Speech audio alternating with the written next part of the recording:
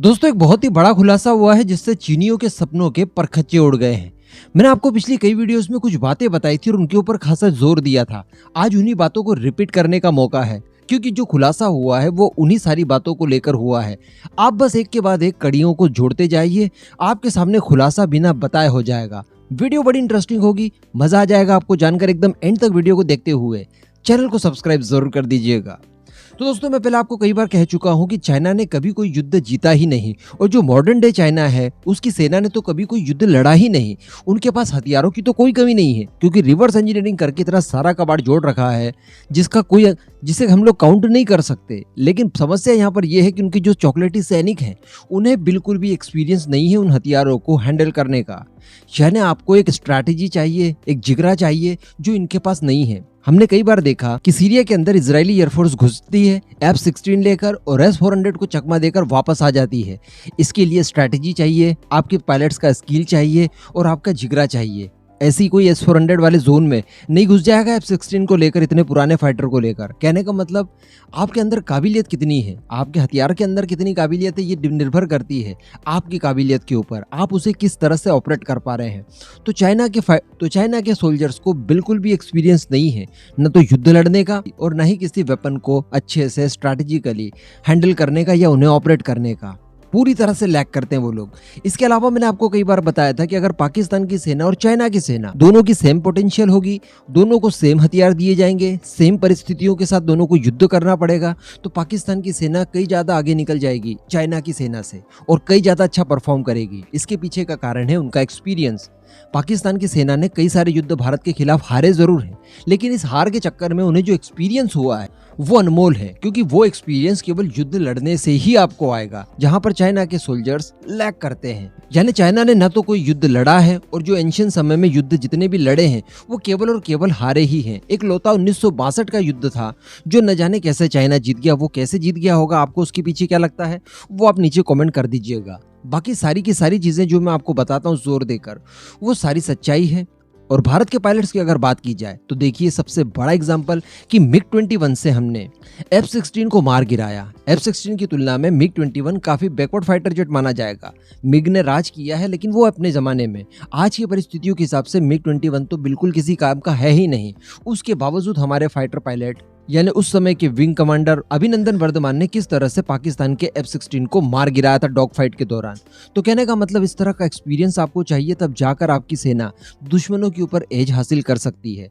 लेकिन ये सारी चीजें चाइना के पास जैसा कि नहीं है, और अब इन्हीं चीजों की खासी कमी से वो जूझ भी रहा है। बताया जा रहा है कि चाइना की नेवी के पास अच्छा खासा असला है, अच्छे खासे वेपन्स है। अभी रिसेंटली हमने देखा कि उन्होंने अपना 3rd एयरक्राफ्ट कैरियर भी लॉन्च कर दिया, बिल्कुल मॉडर्न टाइप का है। उसके ऊपर विमानों की भी कोई कमी नहीं है। जबकि भारत की बात की जाए तो 40-42 की संख्या में केवल पुराने हो चुके, बूढ़े हो चुके बिल्कुल MiG-29 मौजूद हैं। बाकी खासी रिक्वायरमेंट है भारत को, और इस कमी को पूरा करने के लिए हम खुद के TEDBF बना रहे हैं और साथ ही विदेशों से खरीदने की प्रोसेस को भी चला रहे हैं।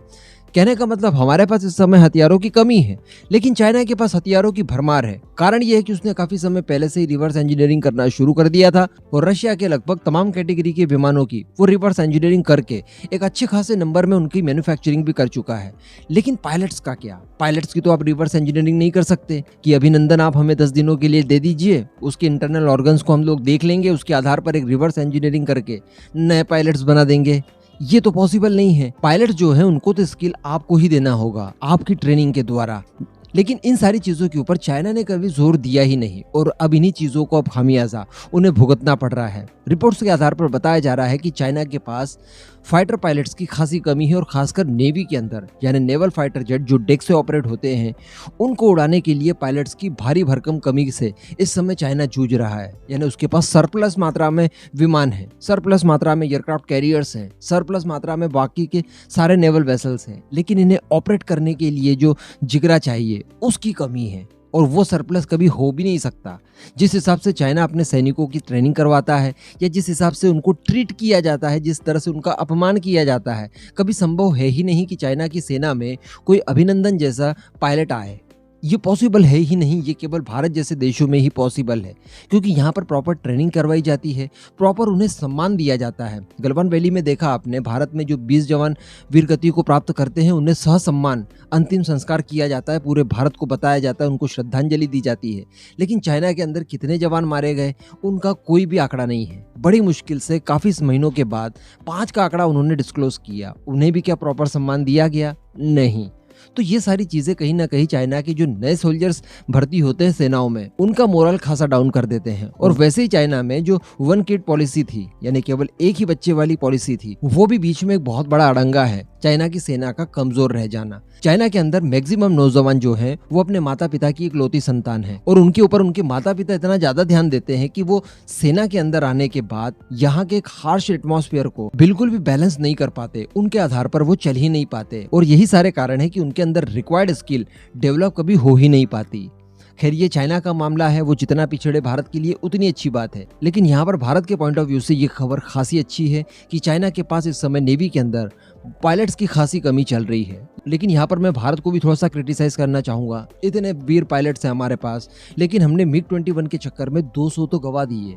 यहाँ पर हमें ध्यान देने की जरूरत है और हमारे पायलट्स को अनमोल रत्नों की तरह संभाल कर रखने की जरूरत है। युद्ध की परिस्थिति में आपके विमान नहीं बल्कि आपके पायलट ही युद्ध की परिस्थितियां बदलेंगे। इस पूरे मुद्दे पर आपका जो भी मानना हो नीचे कमेंट करके जरूर बताइएगा।